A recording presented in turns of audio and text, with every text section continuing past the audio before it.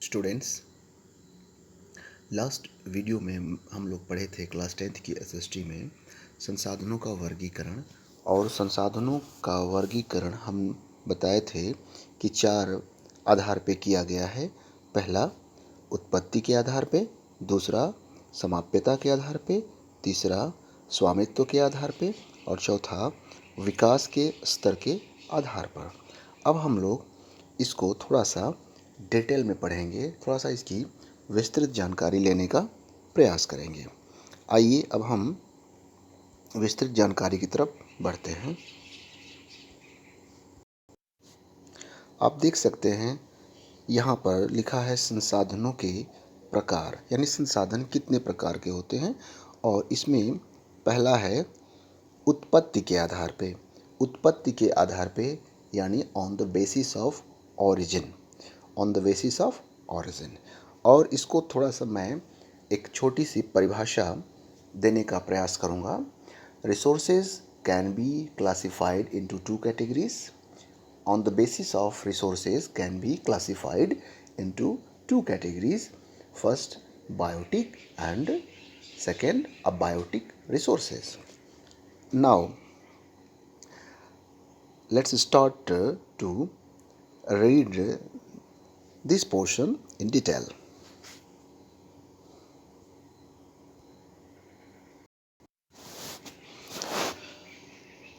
उत्पत्ति के आधार पे, on the basis of origin. First जैव संसाधन। जैव संसाधन यानी ऐसे संसाधन जो जीवन के रूप में हो, जिनमें जीवन व्याप्त हो, जो जीवमंडल में हो। धरती के ऊपर जिस मंडल में हम लोग रहते हैं वो मंडल जैव मंडल, जीवमंडल कहा जाता है। और जो जीवमंडल में हो, जैव मंडल में, जो जीव जैव मंडल में हो, जिसमें जीवन हो, वो संसाधन हमारा जैव संसाधन के रूप में जाना जाता है। जैसे मनुष्य, वनस्पति जात, प्राणी जात, मत्स्य जीवन, पशुधन आदि। जैसे कि हम लोग भी एक हम मानव भी एक संसाधन है, जैसा कि आपको पता है। और ये भी जैव संसाधन के रूप में जाना जाता है। और जो भी जीव हमारे आसपास हैं, जैसे गाय है, भैंस है, हमारे पास घोड़ा है, मछलियाँ हैं, ये भी हमारे प्रकार के संसाधन हैं जो जैव मंडल में रहते हैं, जैव मंडल में। और ये हमारे जैव संसाधन के रूप में जाने जाते हैं। दूसरा है अजैव संसाधन, अबायोटिक रिसोर्सेज। अबायोटिक रिसोर्सेज यानी वे सारे संसाधन जो निर्जीव वस्तुओं से बने हैं, उन्हें हम अबायोटिक रिसोर्सेज या अजैव संसाधन कहते हैं। फॉर एग्जाम्पल चट्टानें और धातुएं। जैसे ऐसे संसाधन जिसमें जीवन न हो, जो हमारे आसपास तो हो लेकिन वो उसमें जीव न हो। जैसे सोना, चांदी, लोहा, कुर्सी, ये सब संसाधन है लेकिन इसमें जीव नहीं है, अतः इसको हम अजैव संसाधन के रूप में जानते हैं। इसके साथ अब हम इसके सेकेंड पॉइंट पे आ जाएंगे, यानी फोर्थ पॉइंट मैंने बताया था संसाधनों के प्रकार में। अब हम ये देखेंगे सेकेंड पॉइंट, ये समाप्यता के आधार पे। समाप्यता के आधार पे समाप्यता के आधार पे जिन संसाधनों की बात की जा रही है वो संसाधन मुख्यतः 2 प्रकार के हैं। वो संसाधन मुख्यतः 2 प्रकार के हैं। समाप्यता का मतलब जैसा आप जानते भी होंगे, समाप्यता का मतलब होता है समाप्ति, यानी जो समाप्त हो जाते हैं या ख़त्म हो जाते हैं। अतः इन संसाधनों को मुख्यतः 2 भागों में विभाजित किया गया है। पहला है नवीकरण योग्य संसाधन, यानी on the basis of renewability, on the basis of renewability. And second है अनवीकरण योग्य संसाधन। अनवीकरण योग्य संसाधन आप देख सकते हैं, यहाँ पे लिखा भी है अनवीकरण संसाधन और नवीकरण योग्य संसाधन। इट मीन्स नॉन रिन्यूएबिलिटी, यानी ऐसे संसाधन जो नॉन रिन्यूएबल हों। जो ऊपर जो आप देखे हैं ये संसाधन जो है रिन्यूएबल है, और नीचे जो संसाधन है वो नॉन रिन्यूएबल संसाधन है। अब इसके विषय में थोड़ा सा विस्तार में हम जानेंगे। नवीकरण योग्य संसाधन यानी अभी जैसा कि नाम से हम लोग समझ सकते हैं, ऐसे संसाधन जो नवीकरण, जिनका नवीकरण हो सके, यानी जिन संसाधनों को हम अपने यूज़ में लें और पुनः वो चक्रित हों, यानी पुनः वो हमारे कार्य में आ सकें, यानी वो एक बार हमारे यूज़ करने के बाद भी वो पुनः चक्रित होकर के हमारे कार्य में उनका प्रयोग हो सके। ऐसे संसाधन जिन्हें भौतिक, रासायनिक या यांत्रिक प्रक्रियाओं द्वारा नवीकृत या पुनः उत्पन्न किया जा सकता है, उन्हें हम नवीकरण योग्य संसाधन कहते हैं। यानी ऐसे संसाधन जिनमें भौतिक और रासायनिक या यांत्रिक प्रक्रिया हो, उन प्रक्रियाओं के द्वारा उन्हें हम रिन्यूएबल कर दें। जैसे सौर ऊर्जा हमारा एक प्रकार का संसाधन है जिससे हम कई कार्य करते हैं, लेकिन उसको हम यूज़ में लेते हैं। जैसा कि आप लोग देख रहे हैं, तमाम सौर ऊर्जा से, सोलर पावर से कई कार्य किए जा रहे हैं, और फिर उसके बाद हम फिर भी उसको रिन्यूएबल कर लेते हैं, यानी वो ख़त्म होने वाला नहीं है। उसी तरह से हमारा है पवन ऊर्जा। पवन ऊर्जा को आप देख सकते हैं, हवा हमारे आसपास हम फील करते हैं, महसूस करते हैं, सांस लेते हैं, वो हवा भी एक स्ट्रॉन्ग एनर्जी का कार्य करती है, जिसको कि हम एनर्जी के रूप में प्रयोग करते हैं, फिर से वो रिन्यूएबल हो जाती है। इसी प्रकार से जल भी है, और वन्य जीवन भी एक प्रकार का नवीकरण योग्य संसाधन है।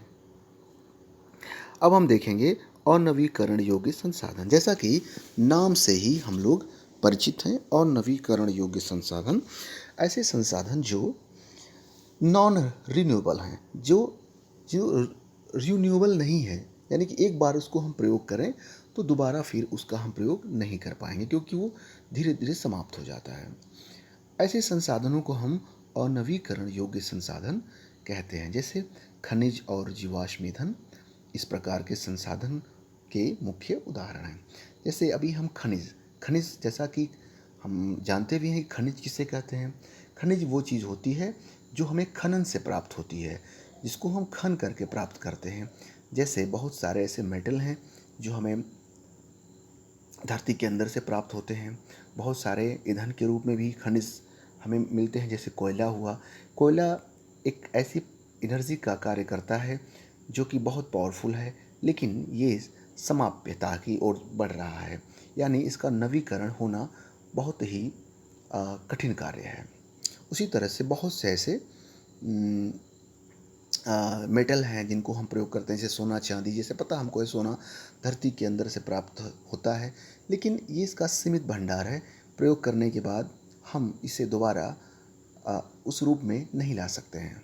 इस तरह से आप समझ रहे होंगे कि अनवीकरण योग्य संसाधन क्या है। अब हमारा थर्ड पॉइंट है स्वामित्व के आधार पे। जैसा कि आप देख सकते हैं, स्वामित्व के आधार पे संसाधनों का वर्गीकरण 4 प्रकार से किया गया था। ये है स्वामित्व के आधार पे, यानी on the basis of origin. On the basis of origin.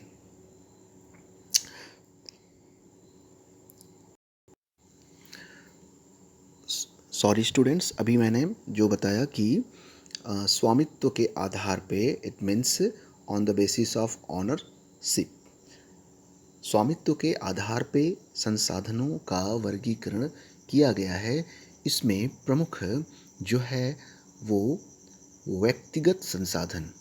स्वामित्व का मतलब आप समझ भी रहे होंगे। स्वामित्व का मतलब होता है मालिकाना हक। जो किसी भी वस्तु का मालिक है, ये जो वस्तु एक संसाधन के रूप में है, उसका ऑनरशिप कोई है। जैसे आप ही के पास कोई वस्तु है, आप उसके मालिक हैं, तो आपका उस पर स्वामित्व हुआ, मालिकाना हक हुआ। उसी तरह से संसाधन को स्वामित्व के आधार पे विभाजित किया गया है। इसमें फर्स्ट है व्यक्तिगत संसाधन। व्यक्तिगत संसाधन वह संसाधन होता है जो किस निजी व्यक्तियों के स्वामित्व में होता है। जैसे भूमि एक प्रकार की संसाधन है, मगर भूमि अगर हमारे पास नहीं है तो उस भूमि को हम किसी दूसरे से रेंट पे लेते हैं, किराए पे लेते हैं और उसमें फसल उगाते हैं, तो इसके बदले में उस आदमी को जिसकी भूमि है उसे कुछ हम रेंट देते हैं, यानी वो उसका मालिक है। तो इस संसाधन को भी इस प्रकार से क्लासिफाइड किया गया है कि स्वामित्व के आधार पे, यानी संसाधन भी स्वामित्व के आधार पे वर्णित हो सकता है। इसके साथ कुछ ऐसे जायदाद होते हैं जैसे बाग, चारागाह, तालाब, कुआं, ये भी संसाधन है, हमको पता है। लेकिन अगर ये किसी पर्टिकुलर पर्सन के अधीन हो, किसी पर्टिकुलर पर्सन का इन पे कब्जा हो, मालिकाना हक हो, तो ये उस व्यक्ति का होता है। ये संसाधन है लेकिन स्वामित्व किसी और का है, तो ये भी हमारा एक प्रकार का संसाधन हुआ। लेकिन ये स्वामित्व के आधार पे संसाधन में व्यक्तिगत संसाधन के अंतर्गत आते हैं। इसके बाद अब हम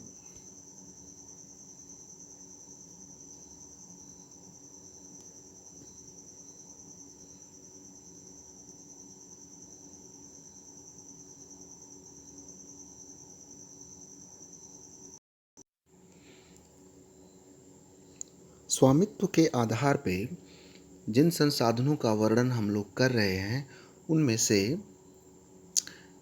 एक महत्वपूर्ण बिंदु है सामुदायिक स्वामित्व वाले संसाधन। सामुदायिक स्वामित्व वाले संसाधन, जैसा कि नाम से ही हम जानते हैं, सामुदायिक रिसोर्सेज, सामुदायिक स्वामित्व वाले संसाधन जिसको हम कम्युनिटी ओन्ड रिसोर्सेज बोलते हैं। कम्युनिटी ओन्ड रिसोर्सेज ऐसे रिसोर्सेज जो किसी व्यक्ति विशेष के अधीन न होकर के, स्वामित्व में न होकर के उस पर एक समुदाय का, एक वर्ग का हक हो। जैसे उस पर सब अपना हक रख सकें, उस संसाधन को हम सामुदायिक स्वामित्व वाले संसाधन कहते हैं या कम्युनिटी ओन्ड रिसोर्सेज कहते हैं। जैसे गांव की चारागाह की भूमि, जैसे गांव में कोई चारागाह है जिस पर सभी गांव के लोग पशुओं को चराने ले जाते हैं, जहाँ पे शवदाह किया जाता है, जहाँ पे जो बरियल प्लेस हो, जहाँ पे शव को जलाया जाता है, वो भी एक सामुदायिक होता है, वहाँ किसी व्यक्ति विशेष का हक नहीं होता है। गांव में तालाब होता है। ऐसे बहुत से स्थान होते हैं जो सामुदायिक, जिस पे कोई बच्चों के खेलने का स्थान होता है, जहाँ पे बच्चे एक समुदाय में एक संख्या में लोग खेलते हैं, वहाँ किसी व्यक्ति विशेष का हक नहीं होता है।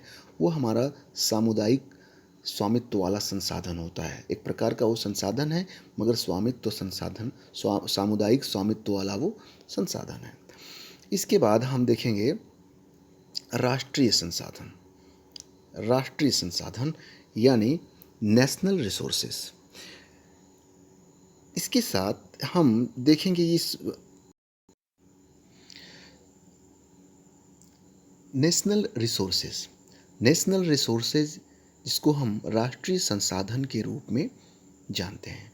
राष्ट्रीय संसाधन वह संसाधन होता है जो सरकार बनवाती है, जैसे सड़क बनवा देती है, पुल बनवा दी, कहीं पे कोई अस्पताल बनवा दी, ये राष्ट्रीय संसाधन है। ये राष्ट्र सरकार बनवाती है और इस पर सबका हक होता है, सबके लिए बनवाती है। सरकार तो वैसे जो स्वामित्व, जो इंडिविजुअल्स वाले लोग हैं, जो किसी ज़मीन को अपना मालिकाना हक समझते हैं, जो ज़मीन के मालिक हैं, सरकार उसका भी मालिक है। आप देखते होंगे कि अगर कहीं से सड़क निकालनी है तो हमारी ही ज़मीन है, लेकिन सरकार उसको ले लेती है और उसके बदले हमें कुछ दे देती है और इसके बाद उस पर सड़क निकाल दी, उसका जो इच्छा करे वो सरकार सबके लिए वो बना देती है। यानी वो एक प्रकार का राष्ट्रीय संसाधन होता है। इसके साथ सरकार सड़कें बनवा दे, नहरें बनवा दे, रेलवे लाइनें बनवा दे, ये सब राष्ट्रीय संसाधन होते हैं। यानी इसको राष्ट्र निर्मित करता है, देश, पूरे देश के लिए होता है।